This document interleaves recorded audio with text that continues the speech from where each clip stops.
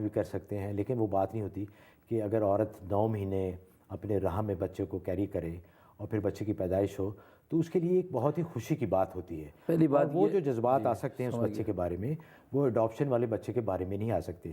تو آیا ان سہولیات سے فائدہ اٹھانا، کیونکہ اس میں ایسی کوئی ناجائز بات ویسے نہیں ہے کہ عورت کسی دوسرے مرد کے ساتھ وہ اختلاط ہوا ہے پھر اس کے نتیجے، وہ تو میں سمجھتا ہوں کہ وہ قطعاً ناجائز ہے، لیکن یہ تو صرف کسی عورت کا ایگ لیا گیا، اپنے خامد کا ان کا سپرم ہے، اس کے اپنے راہ میں وہ ڈالا گیا، تو اس میں قباحت کیا ہے؟ پہلی بات یہ ہے کہ قرآن کریم میں اللہ تبارک و تعالیٰ نے ارشاد فرما دیا ہے کہ یہب لمن یشاء اناثا، اللہ جس کو چاہتے بیٹیاں عطا فرماتا ہے، وہ یہب لمن یشاء ذکورا، جس کو چاہتا ہے بیٹے عطا فرماتا ہے، اور یزوجہم ذکرانا و اناثا، جس کو چاہتے بیٹے بیٹیاں دونوں عطا فرماتا ہے۔ یہ بھی ہے کہ میں کسی کو کچھ بھی نہیں دیتا۔ آگے چوتھا نمبر یہ اور یجعل اللہ عقیمہ، اور جس کو چاہتا ہے اللہ تعالیٰ اس کو بانجھ کر دیتا ہے۔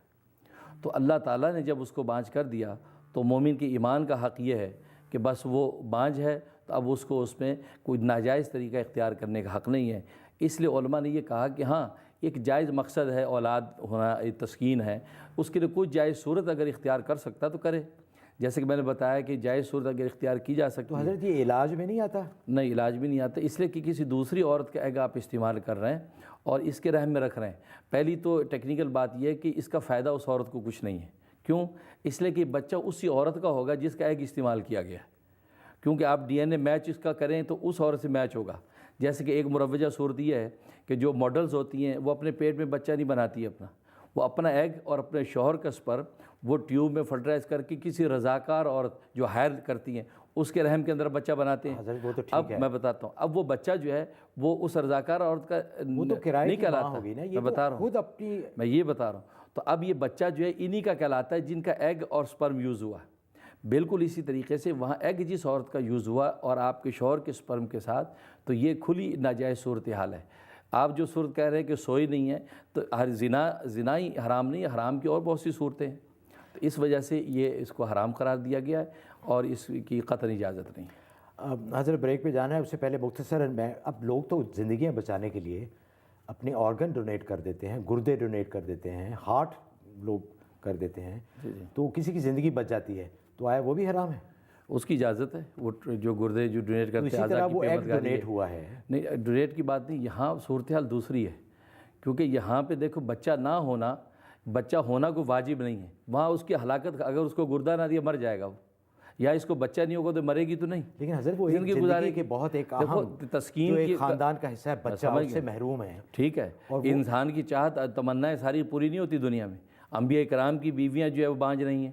اچھا حضرت اب بریک پہ جانا ہے، لیکن انشاءاللہ کسی اور پروگرام میں، کیونکہ میری تسلی معافی چاہتا ہوں، نہیں کوئی بات نہیں ہوئی، تھوڑی سی تشنگی ہے کہ آیا اتنا اچھا یہ وہ بات صحیح ہے، جیسے کہ کسی کے گھر بچہ آ سکتا ہے، جی بالکل، تو پھر انشاءاللہ اس پہ مزید ڈیٹیل میں پھر بات کریں گے۔ تو ناظرین ایک اور وقفے کے بعد انشاءاللہ واپس آئیں گے تو آپ کی اور ای میلز پڑھیں گے، حاضر ہوتے ہیں ایک وقفے کے بعد، اور وقفے کے جانے سے پہلے ہمارے دوسرے اسپانسر جو ہیں ریکس فارمیسی، حلال وائٹامن بنانے والے، ان کا بھی ہم بہت بہت شکریہ ادا کرتے ہیں۔ حاضر ہوتے ہیں ایک چھوٹے سے وقفے۔ غیب کی باتیں پروگرام میں دوبارہ خوش آمدید، نیو یارک سے لائیو آپ کی خدمت میں حاضر ہیں۔ حضرت دوسری ای میل پہ جانے سے پہلے ایک کال لے لیں۔ مسز خان فرام شکاگو، جی السلام علیکم۔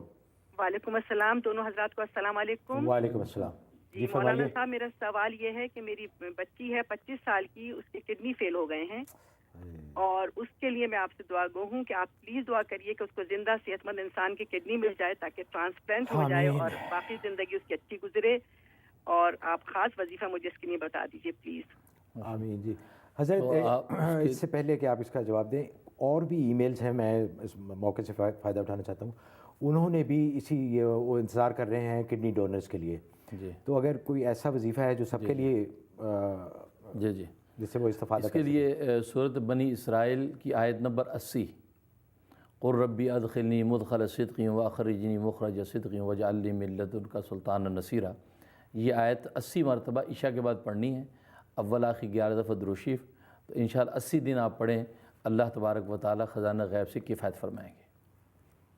اچھا جی، جزاک اللہ۔ حضرت ایک اور ای میل ہے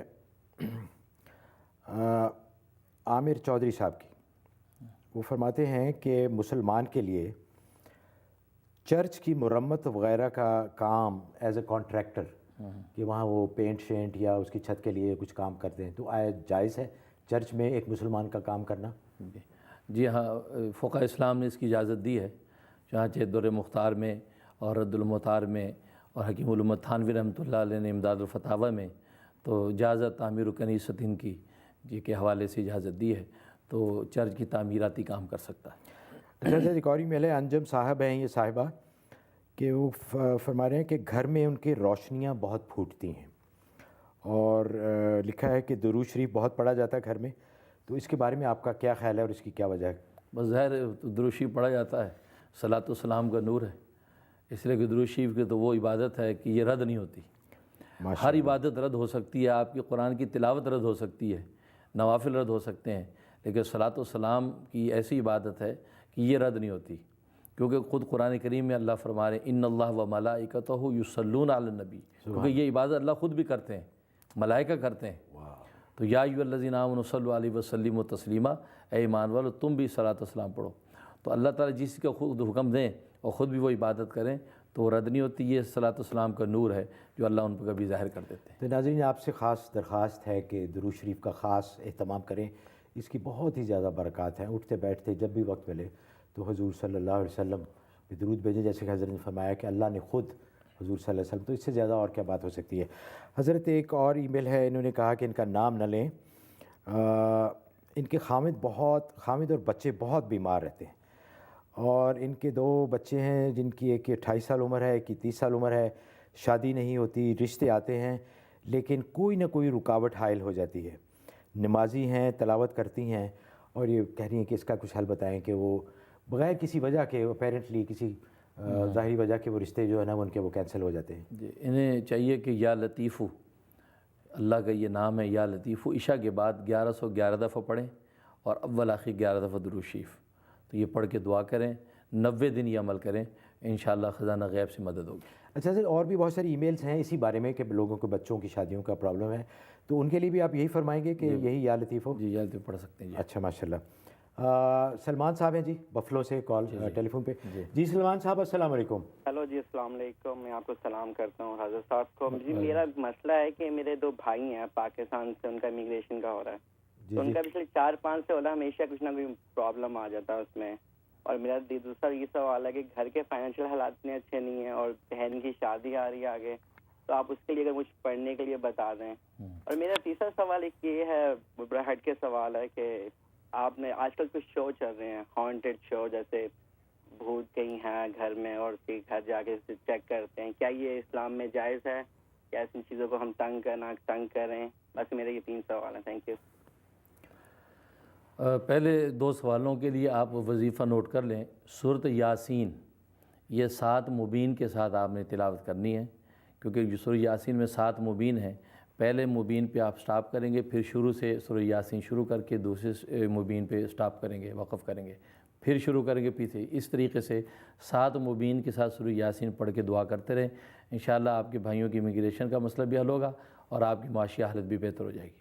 اور جہاں تک وہ ہنٹنگ پروگرامز کا تعلق ہے تو ظاہر ہے کہ یہ شیطانی چیزیں جو ہے یہ فضا میں موجود ہیں، قرآن سنت اس پر شاہد ہے کہ یہ شیطانی چیزیں ہیں، شریر جنات ہیں جو تنگ کرتے ہیں، تو ایسے واقعات پیش آتے ہیں، تو لہٰذا اس کے دفعے کے لیے بھی قرآن سنت نے علاجات بتائے ہیں، اس کا اہتمام کرنا چاہیے۔ اچھا حضرت، ٹیکسس سے ایک اور ای میل ہے، انہوں نے کہا کہ نام نہ لیں۔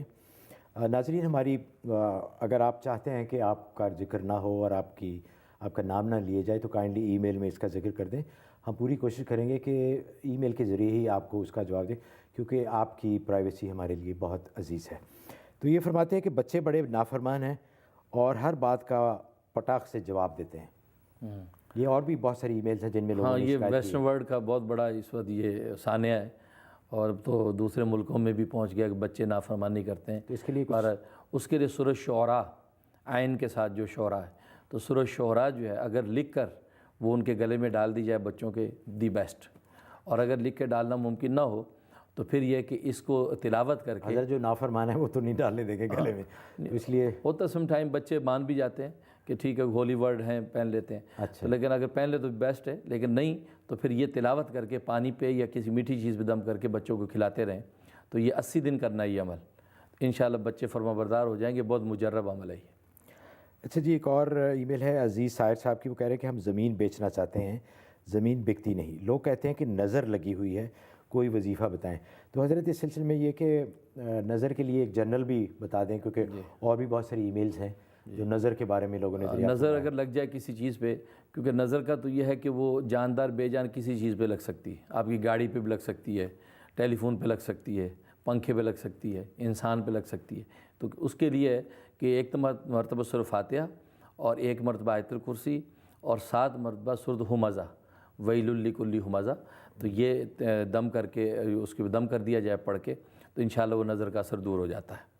اس کے علاوہ ان کی زمین نہیں بک رہی ہے تو اس کے لیے انہیں کہیں کہ الا باذنہ، یہ آیت الکرسی میں جو لفظ الا باذنہ، تو الا باذنہ 101 دفعہ عصر کے بعد پڑھیں. آپ انہیں بتا دیں نا ان کو. ہاں، تو 101 دفعہ جو ہے عصر کے بعد پڑھیں، اور پڑھ کے جو ہے اول آخر درود شریف 11 دفعہ، تو اس کے بعد جو ہے یہ دعا کرتے رہے، انشاءاللہ جو ہے وہ ان کی زمین انشاءاللہ بکنے کا انتظام ہو جائے گا. اچھا حضرت، ایک اور بریک کا وقت ہوا ہے، تو ناظرین حاضر ہوتے ہیں، مزید ای میلز دیکھیں گے اور آپ کی کالز بھی لیں گے.